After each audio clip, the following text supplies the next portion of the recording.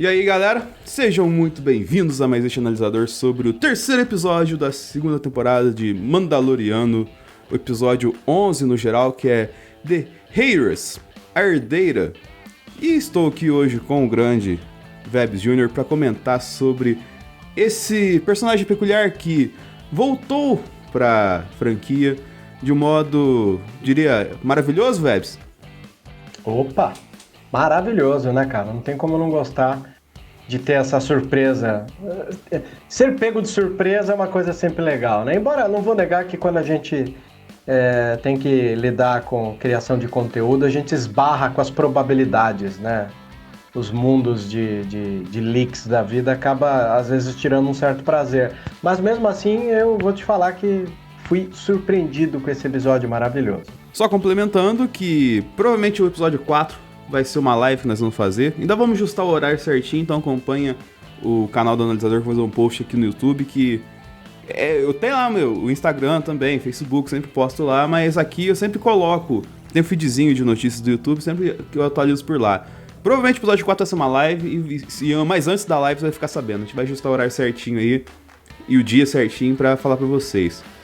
Pois o Disney Plus estará pra todo mundo e não, a gente vai precisar mais usar as VPN Corsária, né, Vebs, que a gente tem usado pra assistir o episódio. Caminhos alternativos. Os caminhos alternativos da vida mandaloriana. Falando em caminho, esse episódio fala muito de caminhos, de escolhas que foram feitas. E até dentro dos Mandalores, assim. Mas a gente vai chegar lá ainda. Por isso eu queria falar antes, cara. Tipo, aquela entrada caótica deles na atmosfera do planeta lá, que me fugiu o nome agora, que eles entraram lá, que é onde se passa Trask. o episódio. Em Trask. Cara, aquilo se deve muito à nave tá toda zoada? Ou será que é uma característica do planeta?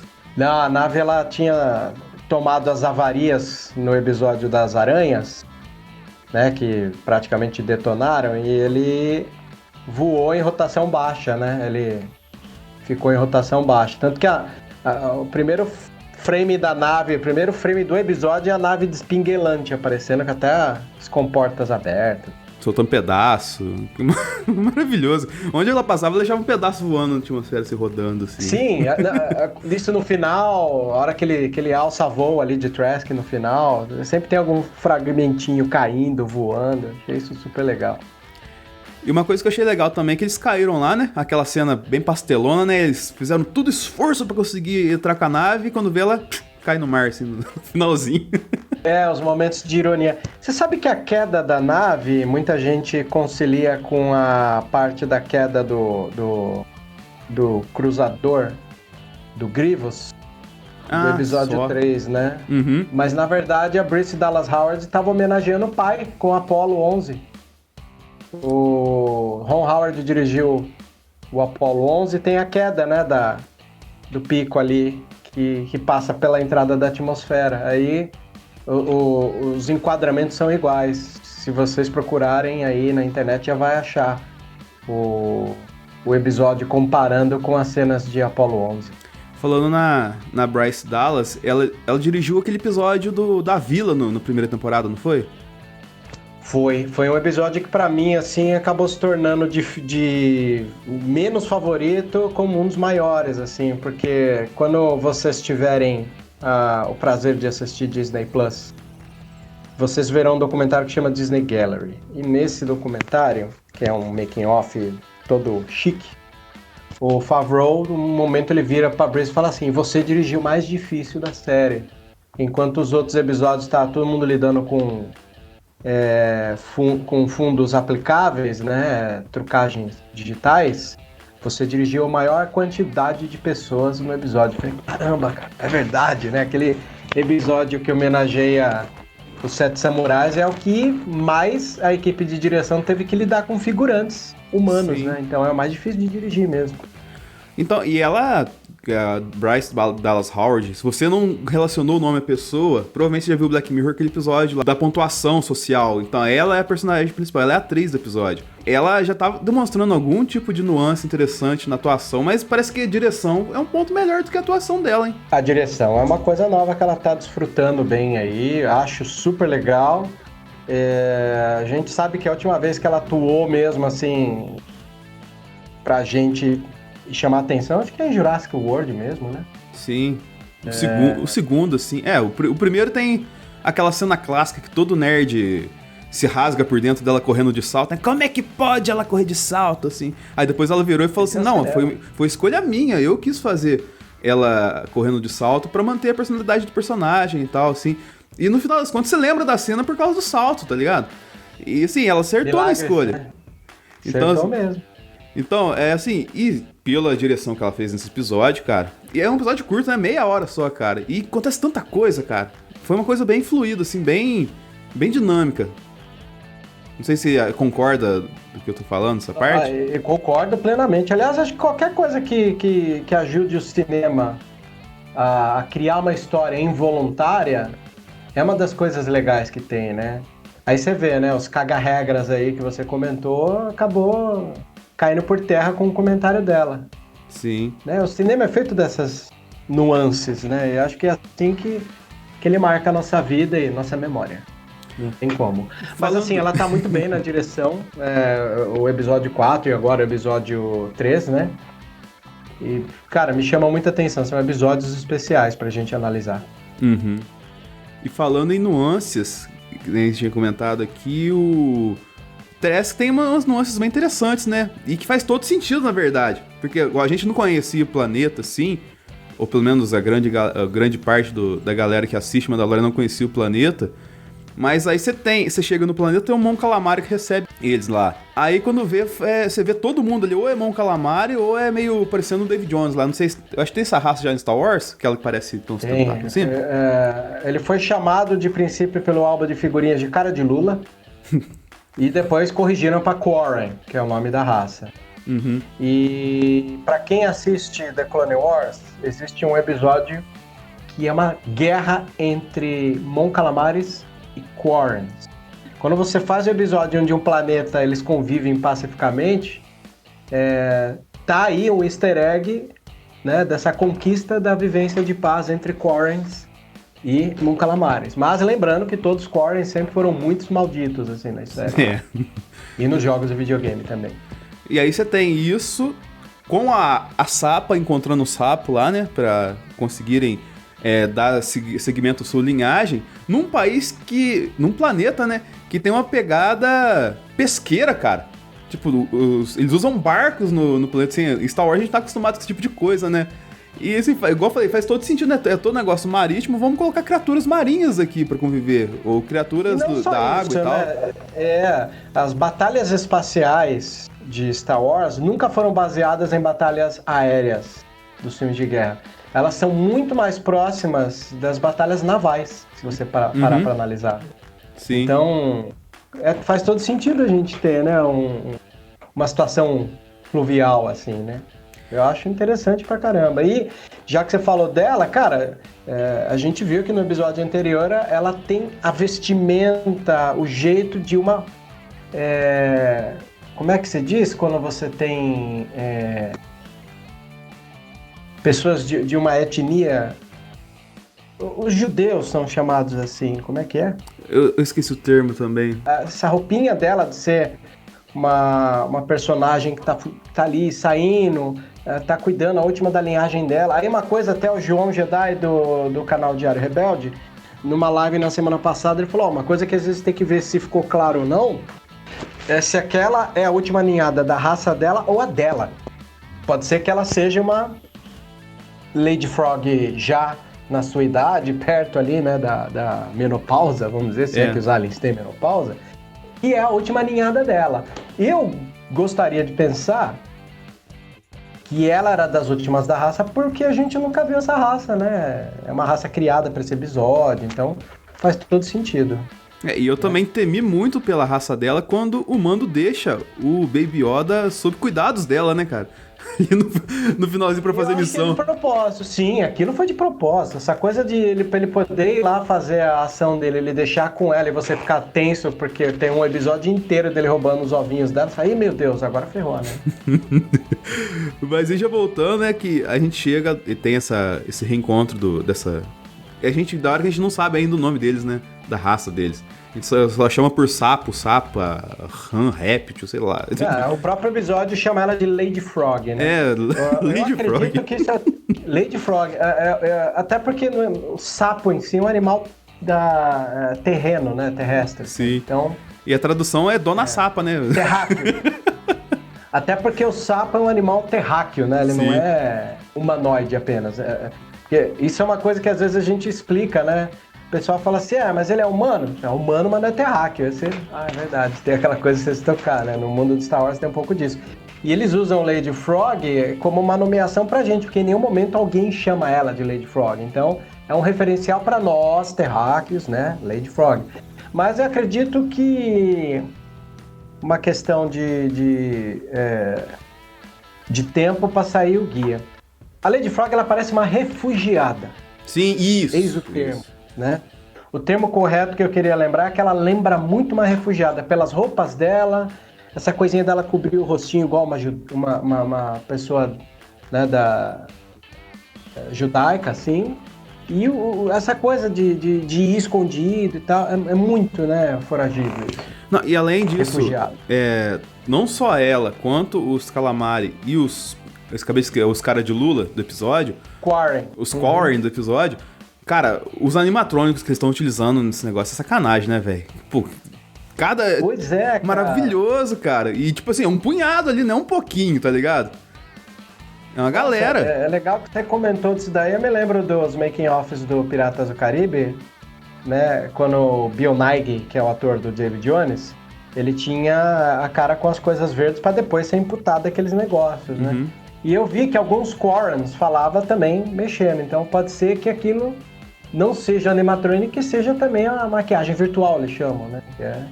Mas no mínimo eles têm a Sapa e os Calamari, tem uns punhados de Calamari ali. Ali tem cara de borracha, ali né? é borrachudo mesmo. Isso que é da hora.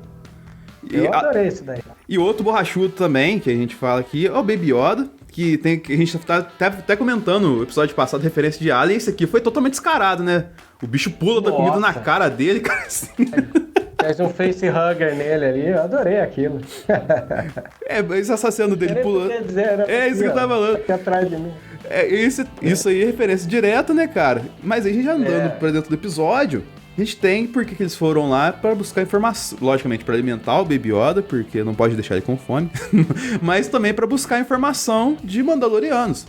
E aí tem todo o desenvolvimento, pega o barco, que inclusive na cena do barco tem um negócio maravilhoso que eu notei, que é o tema do mando do Mandaloriano com uma pegada mais épica, assim, mais Piratas do Caribe, tá ligado? Você vê, tem a câmera vindo assim no barco, assim, de longe, assim, aquele negócio, tipo, mais épico mais épico que a gente tá acostumado na coisa que remeteu muito a essa questão que a gente tava comentando do Piratas do Caribe aqui, cara. Pois é. Além de briga no convés, né? Porque assim que acontece isso, eles vão um papinho com uma conversinha meio mole lá, joga a criança pra aquela criatura que tem no meio do barco pesqueiro e faz o mando pular e imediatamente eles falam, né? Peguem o Beskar. Porque tem hora que você tá ali pensando, eles estão atrás da criança, o comecinho do episódio 2 era isso, eles estavam atrás da criança.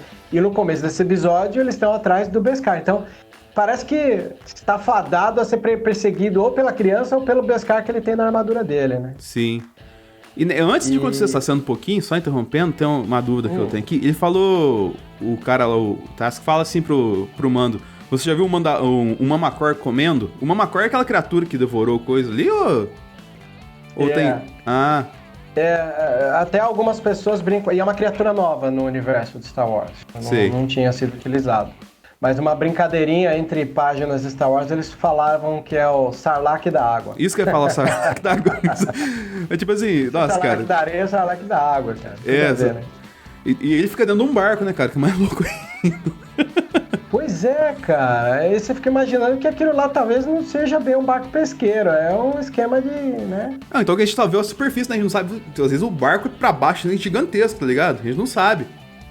Como as naves Star Wars, umas naves que é tudo, parece sei lá, uma coisa assim, tipo essa lanterna aqui, tá ligado? Parece aqui, ó, as naves. A gente só tem o iceberg pra fora, né? Que é bem por aí. E aí tem todo o desenvolvimento, né, velho, dessa cilada que eles armaram pro Mando, devorando o bebê, tentando arrancar o Beskar, matar ele ali. Mas aí surge o grupo da personagem que a gente falou aqui, da Bo-Katan. E assim, eu já conhecia a Bo-Katan, eu assisti pouco o Clone Wars, mas eu já tinha visto coisa dela. Aqueles outros dois lá já tiveram também na série ou foram criados pra Mandalorian? O masculino, eu acredito que seja uma novidade. Nos desenhos de animação, em especial esses últimos que vieram para terminar The Clone Wars aí, nessa 7ª temporada, as aventuras da Ahsoka tem um momento que ela é observada de longe por umas mandalorianas desse clã, né, com um capuz. Então, acredito que aquela personagem da Sasha Banks talvez seja a Cosca Reeves, né? Talvez seja alguém que já foi exibida no desenho. Só o homem que é uma novidade pra mim. A do lado me parece que é a que sempre esteve ao lado da Bo-Katan. Sim. E aí aliás, é um momento muito lindo, né? Porque sim, é uma briga de convés, né? E você tem o ponto de vista do mando ali de baixo. Algumas vezes a câmera sai ali pra fora pra mostrar os Quarrens apanhando, sendo jogado no mar, já que a gente tá falando de todo piratas assim. Aí eles abrem aquele compartimento que parece até uma gaiola grade. Lembra aquela do solo, tá ligado? A galera vai ficar, nossa, falando de solo. Lembra muito. Lembra aquela do solo, né, cara? Solo é maravilhoso, eu adoro Solo.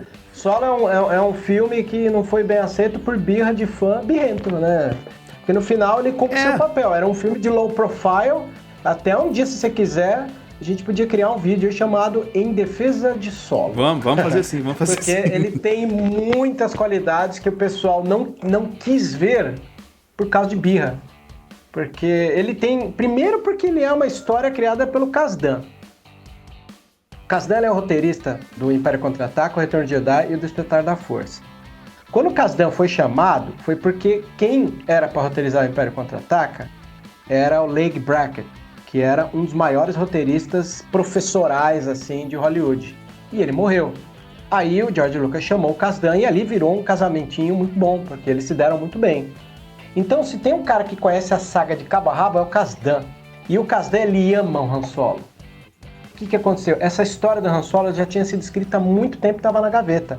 Quando a Disney comprou, bem provável que chegaram no John Knoll, que era dono da história do Rogue One, e chegaram no Kasdan e falaram, aquelas histórias de vocês aí, vamos fazer uns spin-offs. Desencadeia elas aí que nós vamos rodar. Aí o que aconteceu? Pegaram o roteiro do Kasdan, que era todo mergulhado só no solo, e deram um banho de fanservice, que é jogar referências de todo o universo atual, né? E muita gente não entendeu. Até porque o objetivo desse filme era para ser uma matinezinha, uma aventurinha de sessão da tarde. Assim, e ele cumpre muito bem isso. Vocês devem estar pensando, por que eles estão falando de Solo no episódio 3 de Mandaloriano? Não tem relação nenhuma. Pois bem, meus amigos, como a gente já falou aqui atrás, quem dirigiu esse episódio 3 de Mandaloriano foi a Bryce Dallas Howard. E quem dirigiu Solo foi o Ron Howard, que é o pai dela. Então, se a gente falou anteriormente que lá no Apollo 11 a Bryce deve ter visto a cena e feito a referência aqui pra dentro do Mandaloriano, muito provavelmente ela deve ter pensado, pô, vou colocar no alçapão parecido também como a cena que tem no Solo quando o Solo conhece o Chewie, tá ligado? Então, assim, tem total sentido. E pra apresentar de uma forma legal, em defesa de Solo, que, como o Vebs disse, logo a gente vai fazer uma coisa. Que eu vou pensar alguma coisa Star Wars que a gente fazer fixa, que a gente vai ter uma semana só pra defender as coisas Star Wars aqui. Maravilha, tem que defender, né? A gente sabe como as pessoas se apegam em bobeirinha pra querer desgostar. É o que a gente chama de a má vontade, né? A má vontade impera. Mas voltando aqui ao episódio... Mas aí a gente vê rolou a briga do Convés. Aliás, um plano muito bonito, assim, justamente quando ela abre o alçapão, estende a mão, aí ele dá a mão pra ela puxa ele pra fora. Eu acho isso muito bonito. E aí, ele agradece todos, ele salva um Baby Yoda, assim, ele desesperado com o bebê no colo, assim, né? E quando ele vai tentar se enturmar com eles tiram o capacete.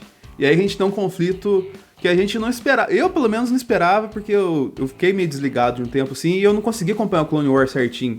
Quando entrou na Netflix, ele entrou e saiu rapidinho, não consegui pegar a época. Agora, a gente vai ter o Disney Plus, assim, vou conseguir assistir certinho, linear, como eu deveria ter feito.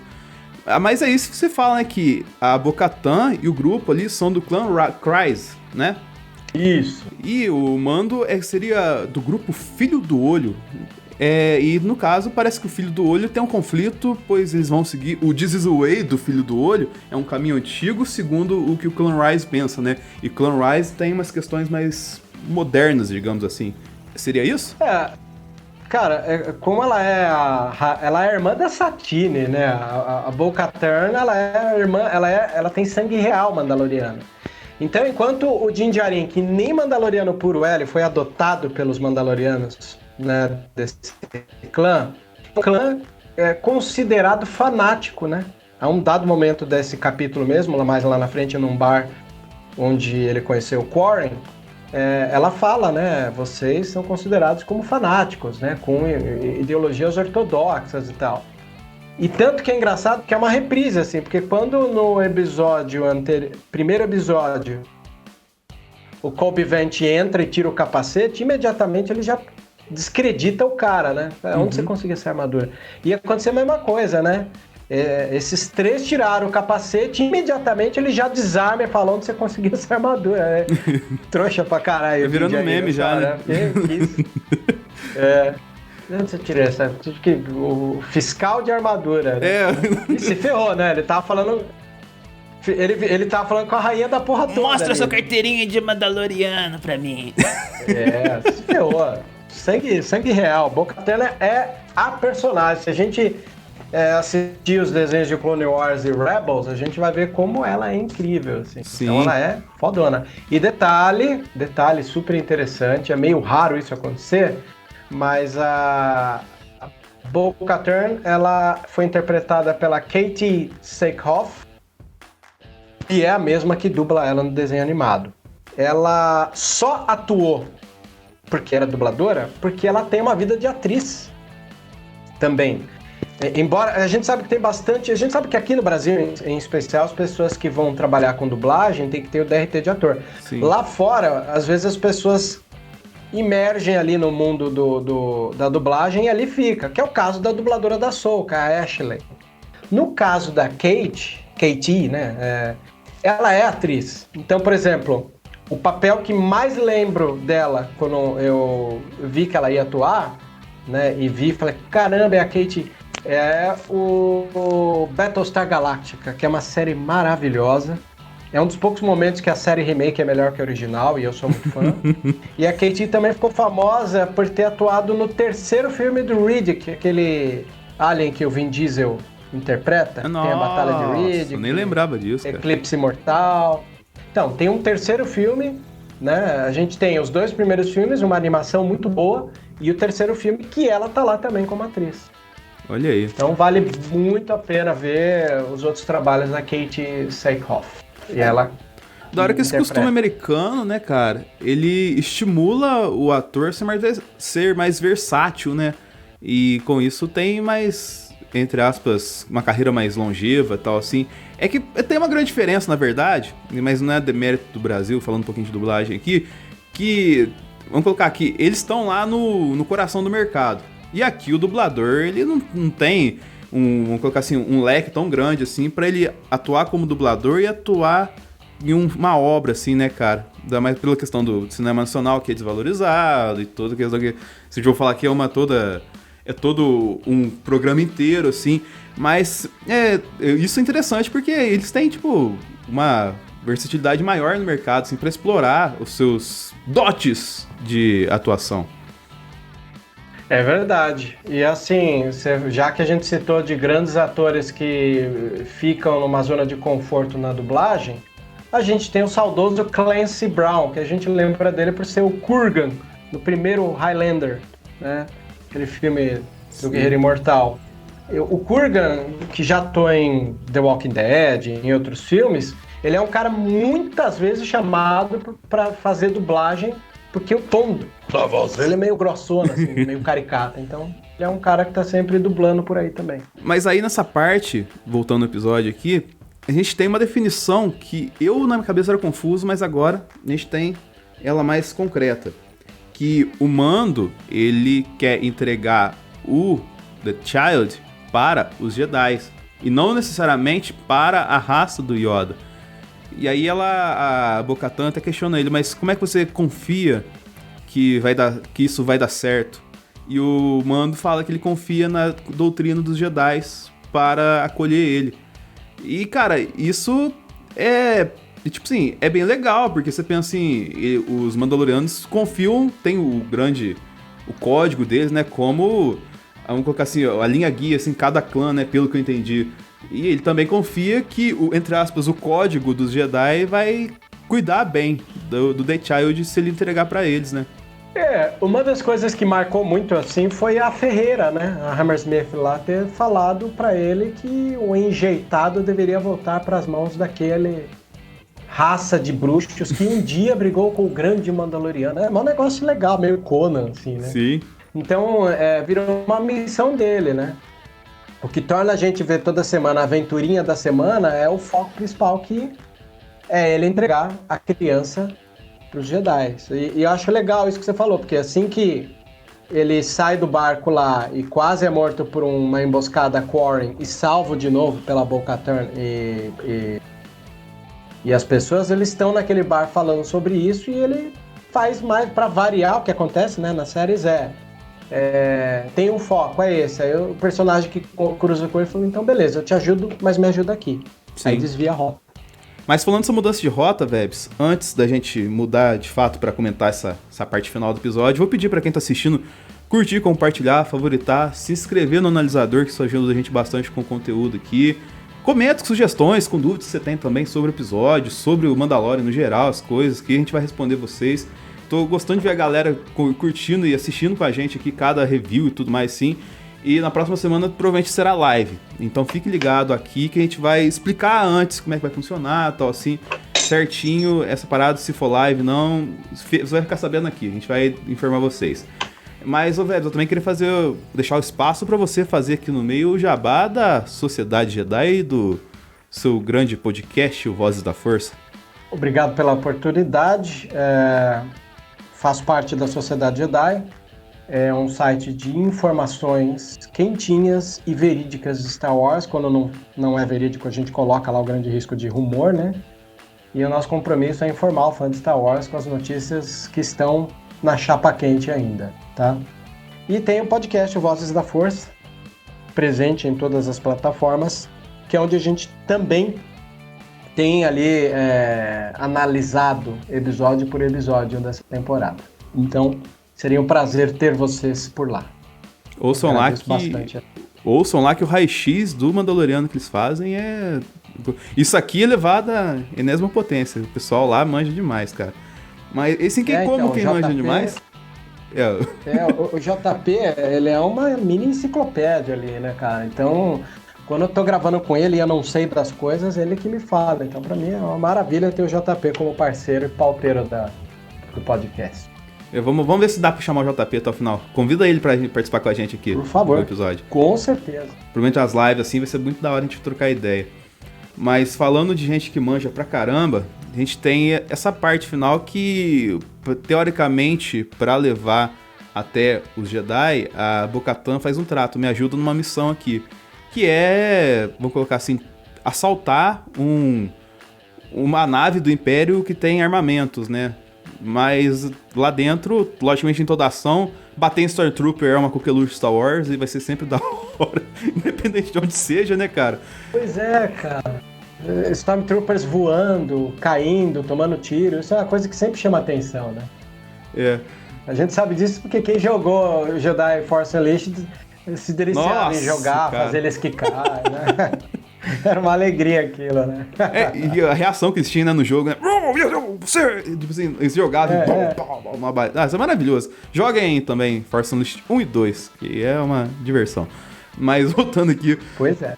Aí tem toda a questão, e pelo que entendi, eles mudaram de rota ali sem informar o mando, né? Mas eles já tinham essa questão de dominar ali pra ter uma autonomia maior pra uma missão específica no clã deles ali, né? Como é que era mesmo? Sei que esse detalhe, assim, essa parte eu fiquei meio perdido, na verdade. Confesso pra você. Qual parte é? Que eles meio que mudam de rota. Na verdade... A intenção que eles têm pra pegar a nave como um todo ali.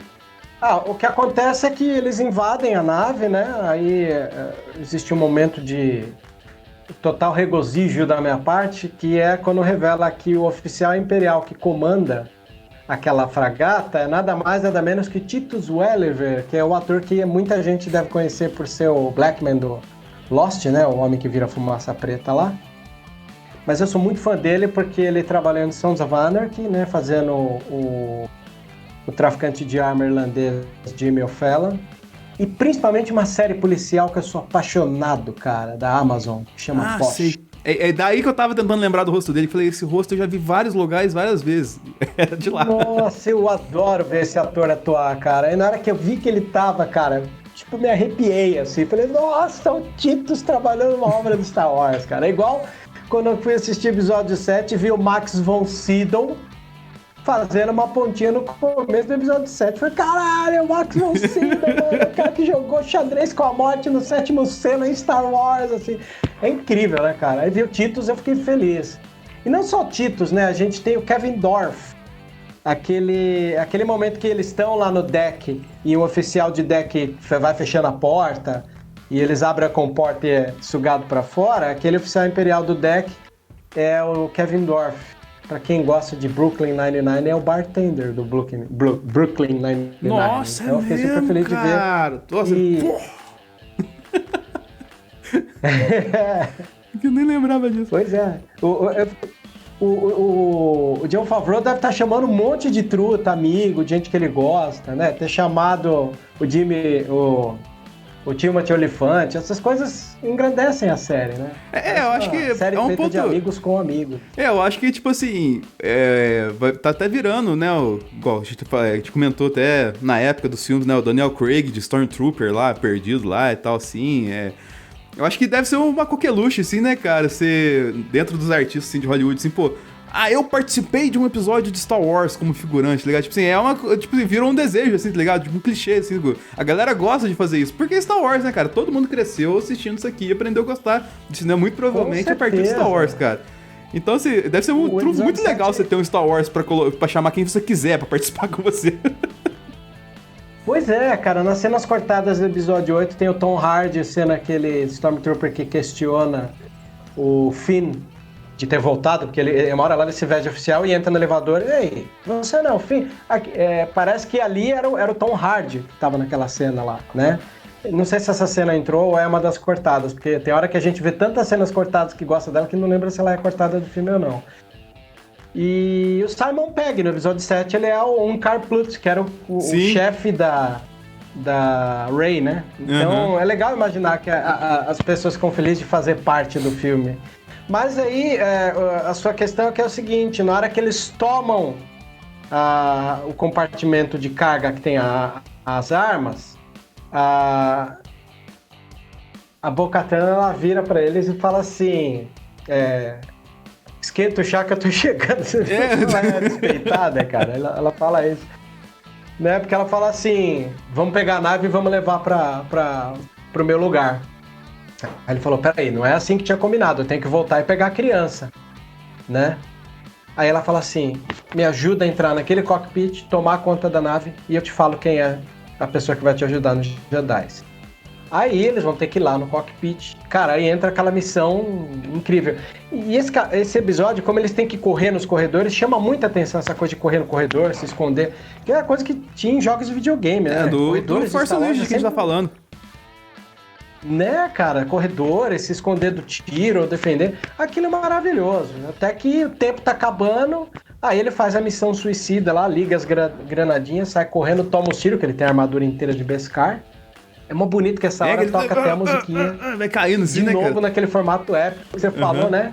Sim. Ele consegue livrar. Eles entram lá no cockpit e rendem o personagem do Capitão Imperial, que havia acabado de matar os pilotos para tentar fazer o suicídio de descer a nave, que é a ordem que o Moff Gideon deu ali no holograma.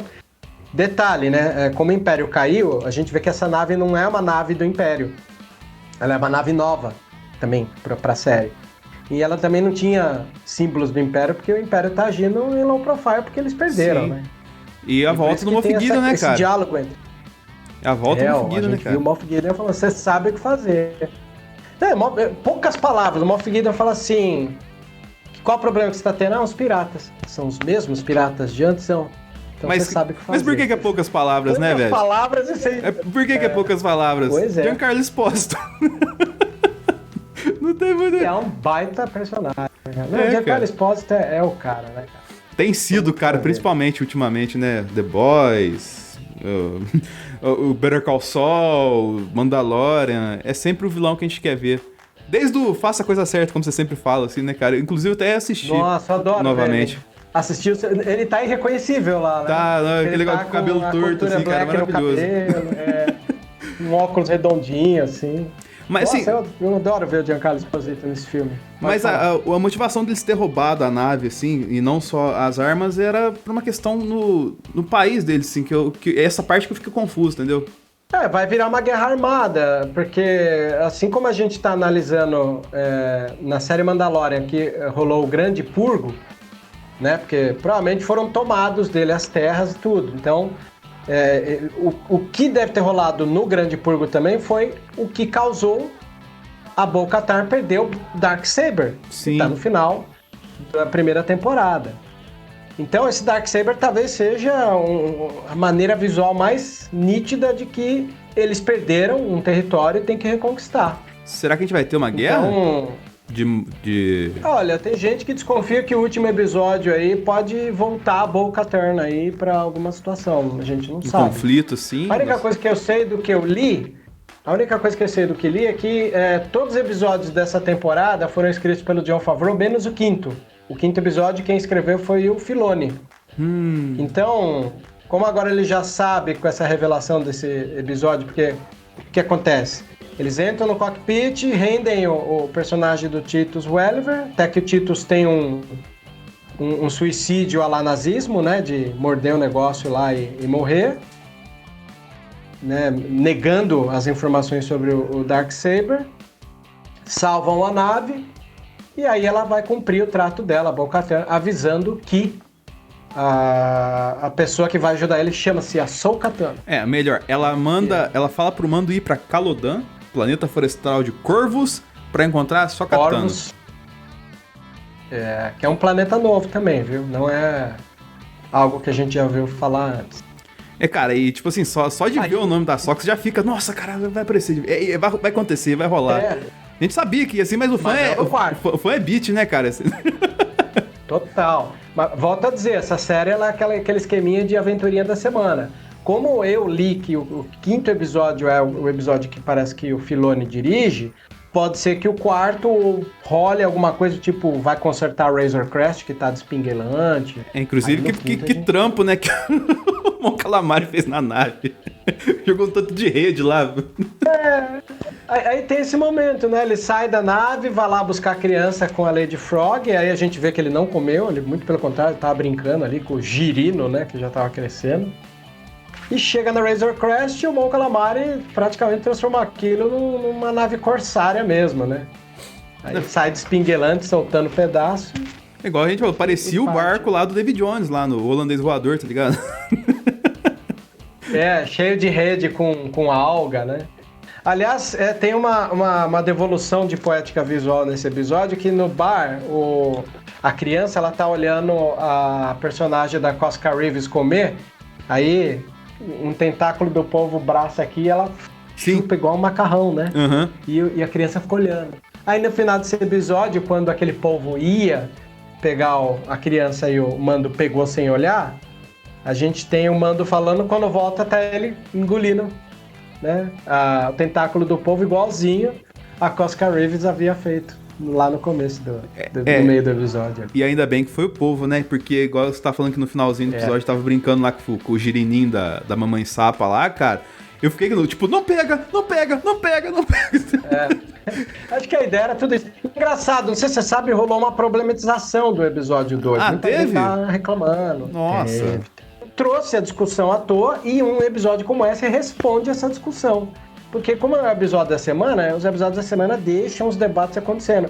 E foi deixado esse debate acontecendo em que com a questão do Baby Yoda genocida, né? Até no fã a galera começou a falar Baby Yoda genocida.